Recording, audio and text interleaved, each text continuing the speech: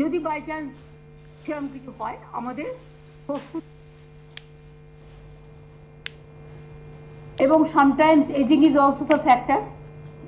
সর্দি কাশি হলেও আমরা ভাবি সর্দি কাশি হলেও একটা বুকে কফ জমে থাকলে শ্বাসকষ্ট হয়, তার জন্য নেবুলাইজার করা হয়, করে ওটাকে ক্লিয়ার করা হয়, প্রবলেম থাকতে পারে। এবং sometimes ageing is also the factor. সর্দি কাশি হলেও আমরা ভাবি সর্দি কাশি হলেও একটা বুকে কফ জমে থাকলে শ্বাসকষ্ট হয়, তার জন্য নেবুলাইজার করা হয়, করে ওটাকে ক্লিয়ার করা হয়। তারা ডাক্তার দেখান, ট্রিটমেন্ট করুন। সরকার আপনাদের সাথে সবসময় ছিল, আছে, থাকবে।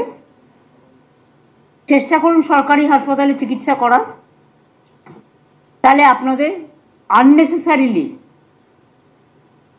কোনো একটা অসুখের নামে বেশি টাকা খরচ হবে না। যার সত্যি প্রয়োজন তাকে যা যা দেওয়া দরকার সবকিছুই সরকারি হাসপাতালে আছে।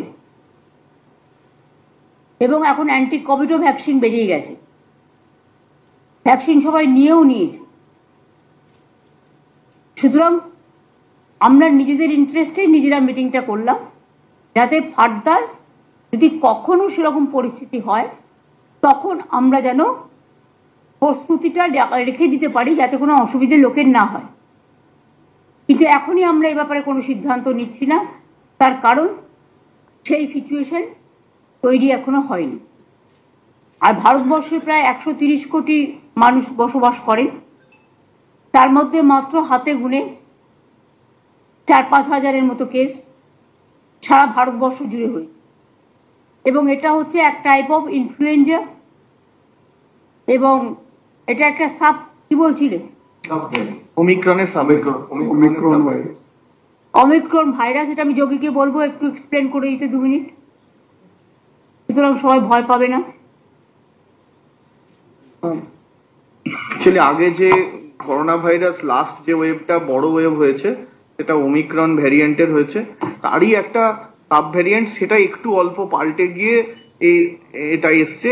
এখনো এটি ওমিক্রনেরই একটি সাব টাইপ, এবং এখনো অবধি সেরকম ভ্যারিয়েন্ট অফ কনসার্ন, মানে যেগুলো বিরাট ঘটনা ঘটাতে পারে এরকম ধরনের ভ্যারিয়েন্ট হিসেবে WHO এটাকে রিগার্ড করেনি, একবারও বলেনি যে এটা ভ্যারিয়েন্ট অফ কনসার্ন। তো সাধারণ সর্দি কাশি জ্বরের মতোই এটি হবে, এবং দ্রুত এই ওয়েভটা চলে যাওয়ারই আমরা এক্সপেকটেশন রাখছি। তবুও ম্যাডাম যেরকম বলছেন সেরকম ভাবে আমাদের তৈরি থাকার ব্যবস্থা তো ম্যাডাম নিচ্ছেন। বর্ষাকালে শীতকালে একটুখানি সর্দি কাশি হয়, সুতরাং সেটারও মাত্রা কমে গেছে, যেটা এনারা বলছেন, মানে বিশেষজ্ঞরা।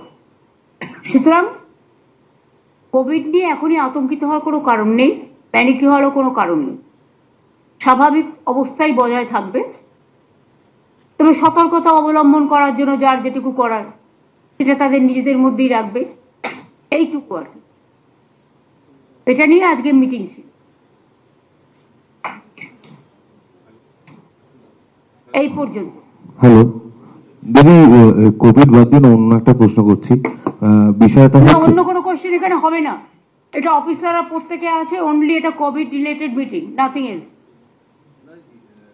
সরকারি প্রকল্প নিয়ে, মানে উদ্যোগ নিয়ে যেটা আর কি, সেটা হচ্ছে যে জগন্নাথ মন্দির তো ভীষণ ফেমাস হয়েছে।